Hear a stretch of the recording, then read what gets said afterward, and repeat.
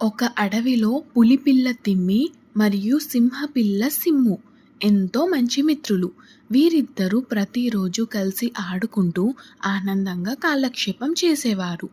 కానీ ఒకరోజు తిమ్మికి సిమ్ముకు చిన్న చిన్న గొడవలు మొదలయ్యాయి. నేను పులిని కదా, నేనే బలవంతుడిని అంటూ తిమ్మి గర్వంతో అన్నాడు. సిమ్ము వెంటనే ప్రతిస్పందించాడు. ఓహో, నేను సింహం, అడవిలో రాజును కదా, నా మాటే చివరా. అలా ఇద్దరు గొడవపడుతూ తమ గొప్పతనాన్ని ప్రదర్శించేందుకు ఒక పోటీ పెట్టుకున్నారు. ఎవరు ఎక్కువ మందిని సాయం చేస్తారు అని అడవి దొరసాని నిర్ణయించింది. మరుసటి రోజు తిమ్మి ఒక చిన్న జింకను మొక్కలో చిక్కుకున్న దాన్ని విడిపించాడు. సిమ్ము ఒక చిన్న పాము చిక్కుబడిన గూలి నుండి దాన్ని కాపాడాడు. చివరికి ఇద్దరూ తమ వంతు సాయం చేసి అందరి మన్నలను పొందారు.